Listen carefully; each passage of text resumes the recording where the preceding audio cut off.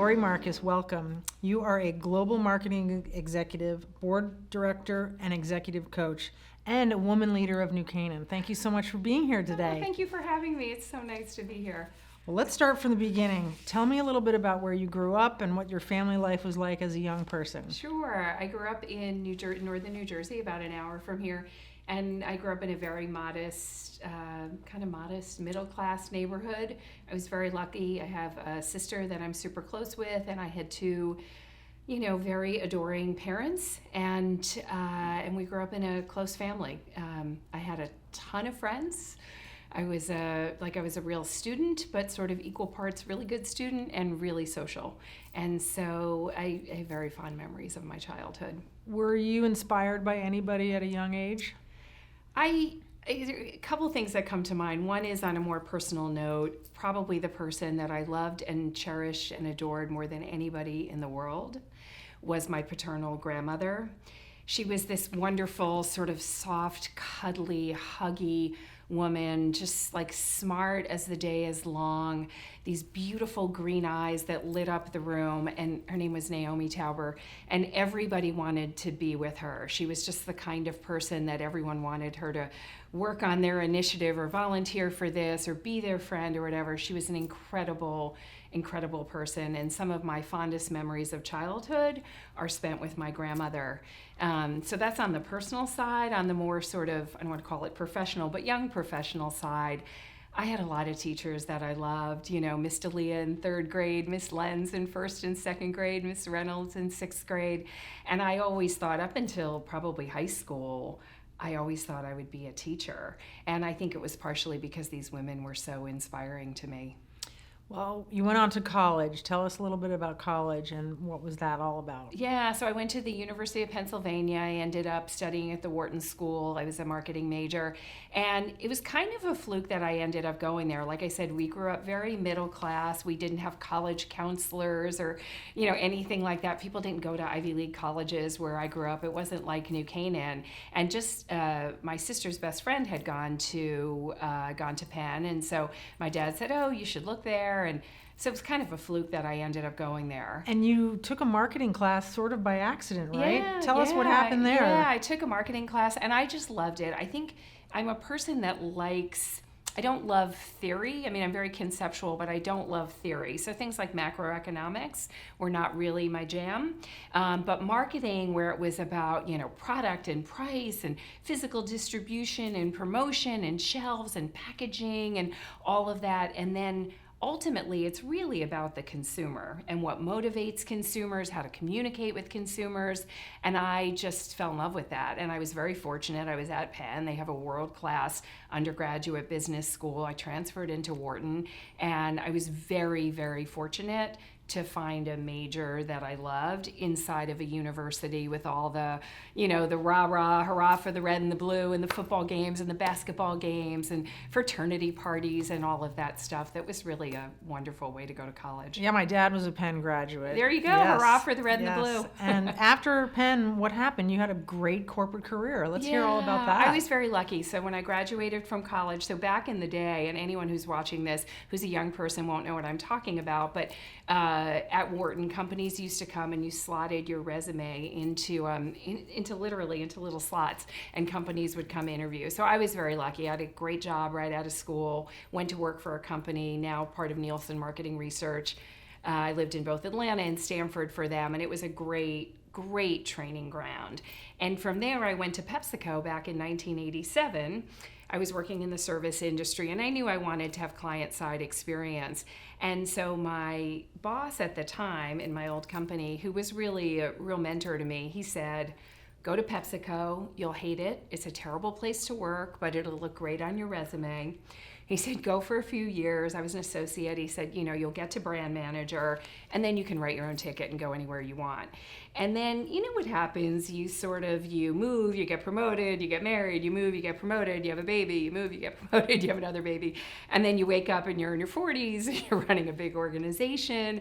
And I'm half joking about that because I always had my eye on, sort of what I was worth on the outside. And I feel like I always chose to stay at PepsiCo because it was a great place to work not because I was too lazy to put my resume together and see what was, available on the outside.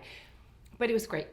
Excuse me, I was there for 24 years, and I really got to do everything that you can do in marketing and general management, business development, all while living in Connecticut.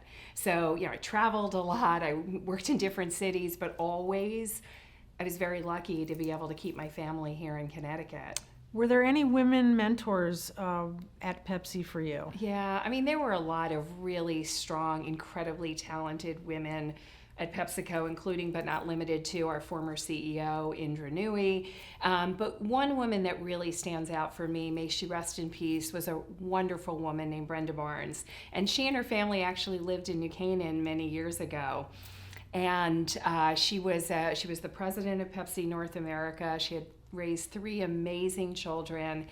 And what I was inspired by Brenda, not just that she was an amazing, amazing person who used her vast resources, not just for her own family, but I think she had 6 sisters. And, my understanding is she took care of that entire family.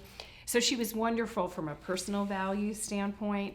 But what I loved about Brenda was she wasn't one of these women who ran around saying, oh, you can have it all, you can do everything. She was very clear about the sacrifices that you need to make. And what she used to say was, I remember I interviewed her for the original Women's Resource Network that we had at Pepsi, and she said, if you're going to be the president of Pepsi, maybe she was the COO at the time, but she said, I travel 4 days a week, I've lived in a different city from my husband, I'm making it up, 20 out of the 24 years we've been married. She was very clear about the sacrifices she made. She said, I'm the first one in the building in the morning, 6, 7 o'clock in the morning. I stay late at night. I travel a lot because I've got to see customers, our distributors, all of that. But I loved what she said was, not everybody has to be the president of PepsiCo. And so you can make choices. That was a conscious choice for her.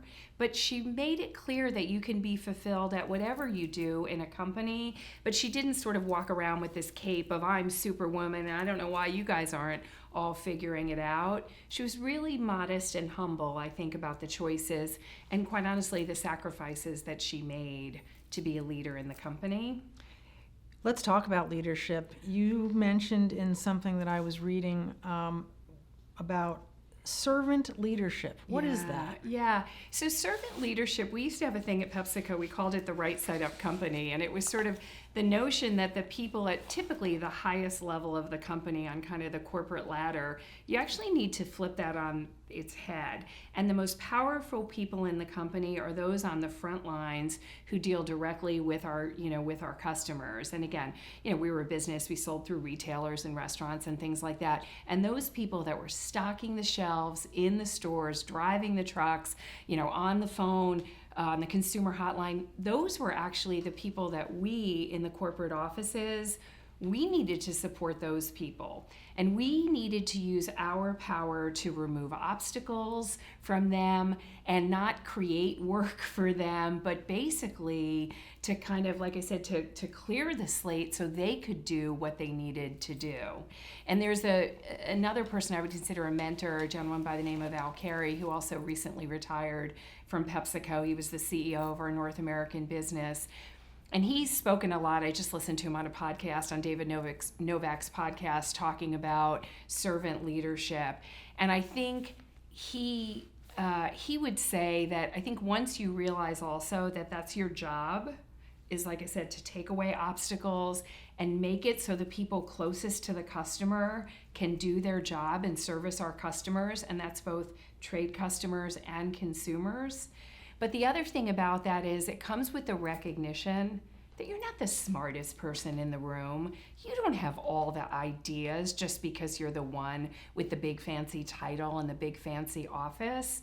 And you need to use your power and your smarts and your commitment to really bring out all of the power and the smarts and the ideas in the entire organization.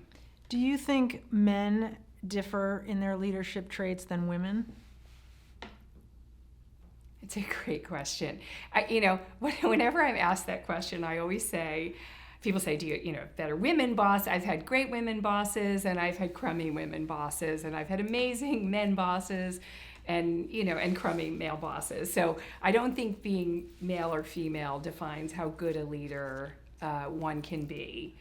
I do think if you were sort of doing a little bit of gross generalization, some of the traits that come very naturally to many women in terms of being a little bit more, maybe a little bit more intuitive, higher EQ, a little bit more caring, good listeners, I think those things are very helpful in the workplace.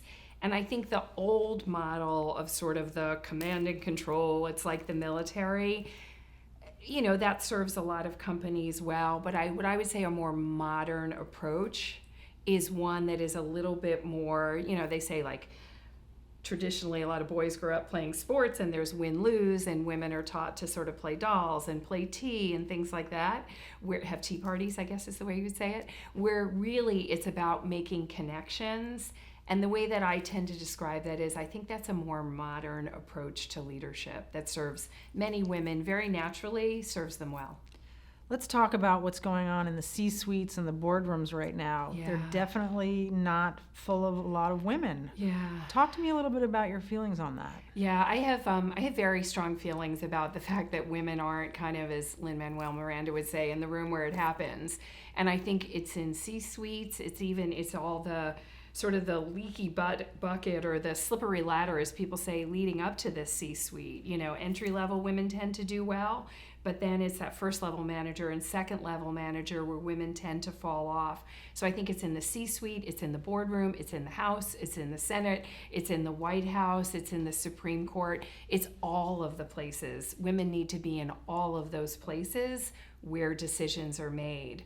So I feel very passionately about that. And interestingly, since I left my operating roles in corporate America about 4 years ago, this portfolio chapter that I'm in right now, or some call it going plural, I've really dedicated it to using like my power, my voice, to help women find their place. And whether that's through executive coaching, helping high potential women, whether it's serving on corporate boards and really helping to be, when you're in the room where it happens, you can be a voice for diversity, equity, and inclusion.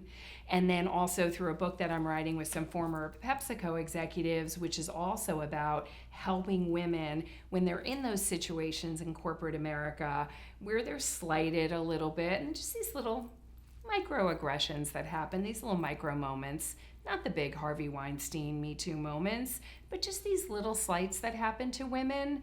Those things over time, women become disengaged and they start to feel less confident, and that tends to be part of the reason why women don't get to the highest places in corporate America and to the highest places in our country. Do you have any tips for women today in corporate America on how to overcome some of those obstacles? Yeah, that's actually what the book that we're writing is about. It's about 30 or 40 different scenarios. There's 6 of us that are writing it, former PepsiCo female executives, and we give very practical advice to when you're in this situation, kind of language to use, things that you can do to just kind of do what I call the gentle pivot and kind of move forward. But I think, you know, if I had to summarize overall, you know, it's hard, but I think you have to start with a constitution. I don't mean the Constitution of the United States. I mean your internal constitution, which really says, I belong here, I'm meant to be here, and to have that confidence to then use your language when you see something that doesn't make sense to kind of, you know, change the conversation, speak up for yourself. And most importantly, one of the things, not to be stereotypical, that women tend to be good at is we're okay asking for directions, right? I mean, this is kind of stereotypical, but we've all been in, you know, cars with our husbands or our boyfriends where they're like, no, I know where we're going. And, you know, women are like, oh, we'll just pull over to this gas station and figure, you know, we'll ask for directions. So I think back to your question, when you're in a situation like that, it's okay to ask for help. It's okay to ask somebody to say, hey, I'm troubled by this. Can you help me, give me your thoughts on that? I would love to sort of, you know, bring you in as a partner to help on XYZ situation. Asking for help is not a 4-letter word, and it's not a sign of weakness. I'd love to get an advanced copy of that book. Yeah, I could have Promise. used it a few years ago. Yes. Same. That's why we're writing it. So after a long and successful career in marketing, you've pivoted to a very new kind of approach to your career. Tell us what you're up to. Yeah, so I love it. About 4 years ago, I decided I had had a wonderful, 30-year run in corporate America. But I just decided I still wanted to work full time, but I wanted it to be a little bit more of a self-propelled chapter. I didn't want to go start a business, but I knew I was tired of working for other people, and I was really ready to be self-directed. Still wanted to work full time, but full time meaning 40 hours a week, not 70. Not all weekend, not commute to New Jersey, not commute to Boston, commute to Chelsea, New York, which are all things that I did when I was a C-suite executive. So I just wanted to take back a little control of my life. And so I pivoted into this chapter. Like I said, some people call it a portfolio chapter. Some people call it going plural. And it's really 3 prongs. It's the corporate board work that I do, and that's corporate boards as well as a couple of nonprofits. I also do advisory work. I sit on advisory boards for early stage companies where I work with founders. So that's the first pillar. And then the second pillar is executive coaching, work with C-suite executives and then high potential VP and SVP level underneath that. And then the third pillar is I'm writing a book with with my band of sisters from PepsiCo. That's exciting. That Yeah, it's a lot. great. It's a lot, but it's really fun. Can you tell us what your greatest challenge was so far in your life? Oh, gosh. The obvious one is, I think, I'm a breast cancer survivor. It's been, I think, 12 years now. So knock on something or another, it's in the rearview mirror where hopefully it will stay. But, being a young mom with, 2 kids in middle school and, dealing with disease and working full time and trying to keep calm for your family, I tend to sort of poo-poo it now and say, oh, it wasn't a big deal. But, in hindsight, it was a big deal. It was a big deal to go through that. I had 6 surgeries. I had 5 months of chemotherapy. PepsiCo is amazing. I worked full time with, little breaks, but, that was a lot in hindsight. So I think that was one thing that's kind of tangible. I think an intangible thing is more just the whole idea of, when you're working full time and you have a big career, trying to also be the best mom that you can be and be, like a wonderful mom, a devoted wife, a devoted, sister and, daughter and friend and all of that. And trying to do it all and trying to make the right choices and whatever it is that you're doing to be fully present, which I know is an overused term, but I mean it in my heart of hearts. And that's, being there for your children, being there for your family, being there for your friends when they need you. And I think in some ways that's actually, it's a little squishier, but it's one of the challenges that I think when I think about things that I've done well or not done well, that's actually one of the things that I go back on and I reflect on is, was I the best mother that I could be to my children? And was I being a role model is what I always think about. If God forbid I got hit by a bus tomorrow and my children or my children's friends or my niece or nephew or other people were describing me, would they say I was a role model? Because when you cut through everything else, I feel like that's what we're really trying to do, trying to leave a legacy with our family. And I'm going to get a little bit choked up, but that's what I always think about is, was I a role model for these kids when they were kids? And now that I have, 2 adult daughters, do I continue to be a role model for them? Oh, beautifully said. Let's shift gears a little bit. Part of the reason why we're here to talk to you is we're also celebrating 100 years of the 19th Amendment being passed. Yes. Do you remember the first time you voted? Oh, gosh, that's crazy. I don't know if I remember the first time that I voted. And I'm gonna riff a little bit because I think what it makes me think about is probably up until maybe coincidentally about 4 years ago, I didn't consider myself someone very political. I always voted. but I don't think I thought a lot about it. I don't think I ever campaigned for anybody. I never wrote a postcard. I never wrote a letter. I never did a text to get out a vote or a call to get out the vote. And I think I'm one of those people that just sort of took it for granted. Like, of course I voted. I got my children to register to vote and to vote.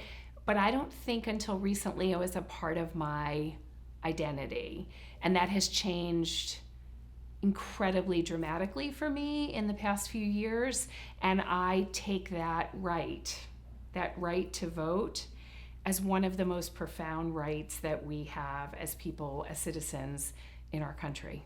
If you were around 100 years ago, do you think you would have been part of the movement? Oh, I hope and I pray, talking about being a role model, I always say this, I hope that I would have been one of those people who would have fought for these rights, like the great RBG. I hope that I would have been one of those people who spent my life so that others would have rights that they deserved. I'm not vain enough to say, of course I would have been one of those women. I'm not sure that I was. I think up until a few women, I was one of the women in the bubble. Yeah. I was one of the women who took for granted a lot of the rights that we have, a lot of the freedoms that we have. I no longer do, but I am so grateful for those women and men 100 years ago, because it's not just women, it is men who are sort of proud feminists who, fight for the rights of women. So I'm internally grateful to those people. When did you come to live in New Canaan? Yeah, so we moved here 23 years ago. I was pregnant with my second child. We'd been living in Norwalk for 7 years prior. And, we had a wonderful home there, a terrific life. But we were craving a little bit more of a community. And so we moved to New Canaan in 1997, right before my daughter Sammy was born. And we live on a wonderful kind of Leave It to Beaver Street, right near Sachs Middle School. And we have incredible neighbors. And I feel great joy to have raised my children here. And we have a wonderful, supportive community. And it's been a wonderful place to live.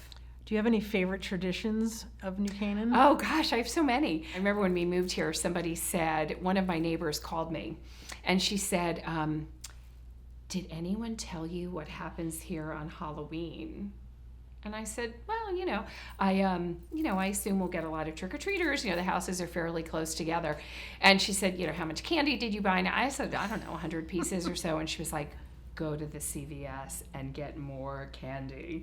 And so it's a long-winded answer to your question. So Halloween is one of my favorite traditions. We get hundreds and hundreds of trick-or-treaters. So I love it. As someone that loves pop culture, I love looking at what the costumes are. So, I think Halloween is one of my favorites. I love the 4th of July, the fireworks. My dear friend Elizabeth Mulhern does this wonderful, wonderful picnic, sort of a pregame for the fireworks. And then also the 4 on the 4th. I'm a runner, and so I love the race that we do every year on the 4th of July. And I also love the MMRF 5K race. So I think I love things that involve kind of the community. And even though I think of myself as someone who's a little bit of a fighter, I do really love all the small town traditions that we have. Lori, what are you looking forward to? Yeah, that's a big question. So I am looking forward to what I would say is, professionally, I'm looking forward to, I feel like I'm in the early innings of this Chapter 3 portfolio career, and I'm really looking forward to building it out. The board work, the coaching, we're actually writing this book, and then, going on the circuit to promote it. So I'm looking forward to that professionally. I think in the spirit of what we're here to talk about, I'm looking forward to making even more of an imprint on our country and using my voice, not just voting, but using my voice to make sure that everybody gets out to vote, and also to make sure that everybody, but especially women, are educated about the issues. We should be involved, we should be engaged. So I think what I would say is I'm looking forward to being even more engaged, and I'm looking forward to bringing others with me of all generations, young people, and my peers, and the women whose shoulders I stand on, who did this hard work before we got here. What gives you hope? One of the things that gives me a lot of hope is young people. And this has been, I don't need to say it, I'm sure everybody is thinking it. It's been an incredibly tough 7 months for our country. We've all been in some sort of quarantine. We've lost over, 200,000 great Americans, in our country. So it's a difficult time between the pandemic, the economic recession, the systemic racism that goes along with that, the climate crisis. I mean, there's a lot right now that I feel like weighs me down a little bit. But what makes me hopeful is when I look at young people. And I look at what some of these people have done, whether it's like a Greta Thunberg and what she has done on the climate crisis. I mean, think about, I wasn't doing that. I was going to pep rallies when I was her age and, drinking cocoa at football games at Emerson High School. You look at, David Hogg and these other kids and after the Parkland shooting. So I am inspired and motivated by young people. And, I've been scolded a few times by my older daughter about, myself and my Wharton friends about, we sort of, we took all the jobs, we ruined we took all the jobs, we ruined the climate, all that stuff. And, I'm half kidding. I mean, she's not entirely wrong. We took a lot from this country, and I'm not sure my generation that we all gave back. I look at I guess what Tom Brokaw calls the greatest generation, right? The people of my parents' generation, they fought in multiple wars. I think about what they did for our country. And then I think about my generation. I'm not sure that we gave as much as we took. Took from the climate, took from the economy. And so now I feel like, I think in the grand scheme of things, I'm still young and I want to do a lot to give back to our country, get this climate thing under control, a lot of other systemic issues that we have in our country. But I am super motivated by what the young people are doing because they're not waiting for anybody. They are just leaning forward and they are doing the right thing for our country and for the world. Well, Lori Marcus, thank you so much for being here today. You are a true woman leader in New Canaan. Thank you. Thank you so much. I've enjoyed it.